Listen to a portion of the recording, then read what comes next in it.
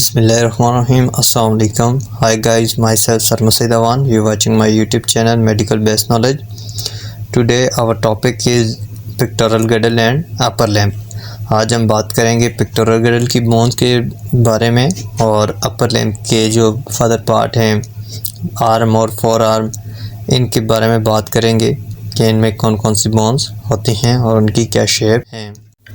बात करें पेक्टोरल गिर्डल के एंटीरियरली बोन क्लेविकल की, जो कि मिडली हमारे स्टर्नम के साथ आर्टिकुलेट होती है, जबकि लेटरली ये स्केपुला के साथ आर्टिकुलेट होती है। स्केपुला शोल्डर गिर्डल में बेक बनाता है। स्केपुला शोल्डर गिर्डल की वो बोन है जो आर्टिकुलेट होती है क्लेविकल और हमारे आर्म की बोन हेमरस के साथ, जो कि आप 3D एनिमेशन में देख रहे होंगे। ये आप 3D एनिमेशन में देख रहे होंगे। इसी जॉइंट की वजह से हम अपने जो हमारा आर्म है इसको ऊपर की तरफ हम कर सकते हैं, ऊपर नीचे कर सकते हैं। बात करें क्लेविकल की, क्लेविकल को कॉलर बोन भी कहते हैं, क्लेविकल को ब्यूटी बोन भी कहते हैं। ये एस शेप बोन होती है। ये हमारी जो फर्स्ट रिब होती है इसके ऊपर प्रेजेंट होती है। क्लेविकल का जो मिडिल साइड का एंड होता है उसको स्टर्नल एंड कहते हैं। ये मिनीब्रम के साथ आर्टिकुलेट होती है, जो कि मिनीब्रम जो कि हमारे स्टर्नम का पार्ट है। इस जॉइंट को स्टर्नो क्लेविकुलर जॉइंट कहते हैं। क्लेविकल का जो लेटरल ब्रॉड फ्लैट एंड होता है इसे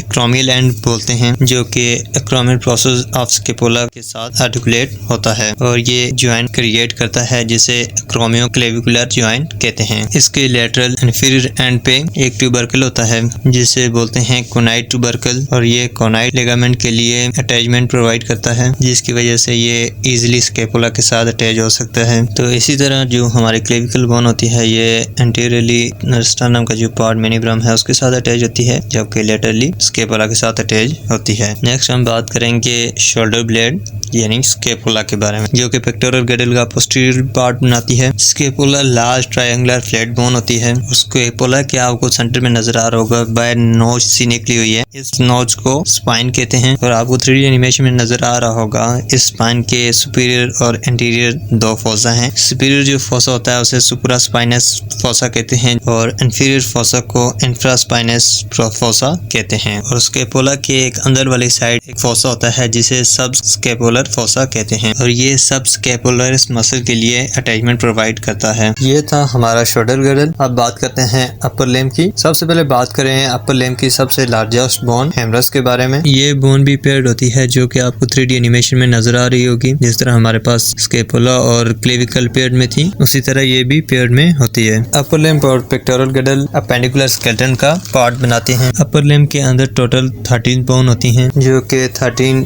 लेफ्ट साइड और 13 राइट साइड होती हैं। और जबकि जो हमारे पास शोल्डर गिर्डल था उसमें पेयर 2 बोन थी, एक 2 स्केपुला और 2 क्लेविकल। 4 बोन पेक्टोरल गिर्डल की, और अपर लिम्ब में हमें टोटल बोन देखने को मिलती हैं, जो कि 30 के पेयर में आती हैं। अब बात करें हेमरस बोन की। हेमरस बोन हमारे अपर लिम्ब की, जैसा कि हमने पहले भी बात की, कि लार्जेस्ट बोन होती है। ये बोन 2 एंड बनाती है। हमें अपर एंड प्रोक्सिमल एंड कहते हैं, जबकि जो लोअर एंड होता है उसको डिस्टल एंड कहते हैं। प्रोक्सिमल जो एंड है इसमें हमें राउंड शेप पार्ट देखने को मिलता है जिसे हेमरस का हेड कहते हैं। ये जो हेड है ये स्केपुला के साथ जॉइंट बनाता है। इस जॉइंट को ग्रीनोहेमरल जॉइंट या शोल्डर जॉइंट कहते हैं। अब हेमरस के डिस्टल एंड की बात करें। डिस्टल एंड में आपको 3D एनिमेशन में नजर आ रहा होगा एक उभरा सा राउंड सा। हेमरस के डिस्टल एंड के लेटरली एक उभरा सा पार्ट होता है जिसके साथ head of the radius articulate करता है। इस प्रोसेस को कैपिचुलम कहते हैं, और इसके ऊपर भी और इसके बिल्कुल ऊपर एक फोसा होता है जिसे रेडियल फोसा कहते हैं।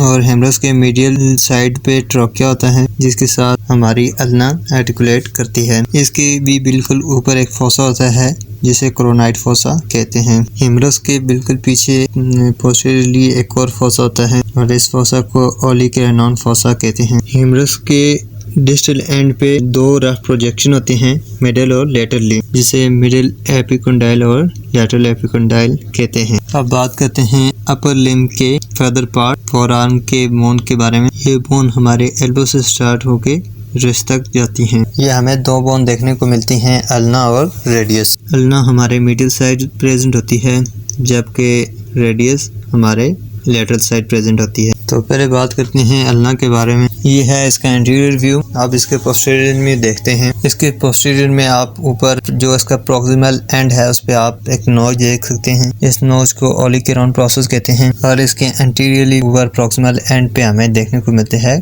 क्रोनाइड प्रोसेस। ओलिकेनाइड और क्रोनाइड प्रोसेस के दरमियान एक कवर सा एरिया होता है। इस कवर एरिया को ट्रोक्युलर नॉच कहते हैं। ये ट्रोक्युलर नॉच हेमरस के डिस्टल पार्ट में हेमरर के डिस्टल पार्ट ट्रोकिया के साथ आर्टिकुलेट होती है। अल्ना के प्रोक्सिमल एंड की लेटरल साइड एक और नॉच होती है जिसे रेडियल नॉच कहते हैं। ये notch head of the radius के साथ आर्टिकुलेट होती है। अल्ना का डिस्टल पार्ट हेड कहलाता है। अब बात करते हैं रेडियस के, जो के आर्म के लेटरल साइड प्रेजेंट होती है। इसका जो प्रोक्सिमल एंड होता है वो नैरो होता है, जबकि डिस्टल एंड वाइड एंड होता है इसका, जहां ये रेस्ट के साथ आर्टिकुलेट करती है। रेडियस का अप्रोक्सिमल एंड हेड कहलाता है और ये head part disc shape structure होता है जो कि हेमरस के कैपिचुलम पार्ट से और रेडियल नोच ऑफ अल्ना के साथ आर्टिकुलेट होता है। इस बोन के मिडिल पार्ट को बॉडी या शाफ्ट कहते हैं, जो कि डिस्टली प्रोजेक्शन के लिए हैंड अप होता है, जिसे स्टोलाइट प्रोसेस ऑफ द रेडियस कहते हैं। इस बोन के डिस्टल मीडियल साइड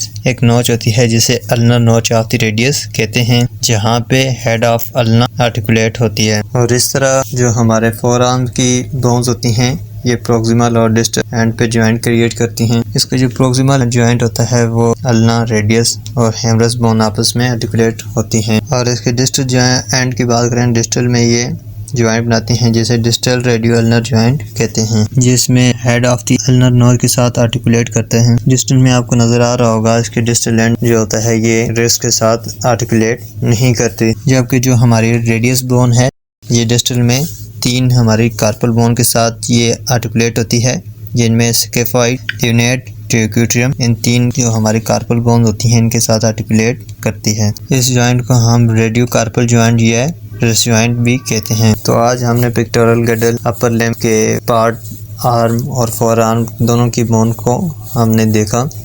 इंशाल्लाह इसी तरह की वीडियो के साथ मिलते हैं नेक्स्ट वीडियो में। खुदा हाफिज़, अपना ख्याल रखें।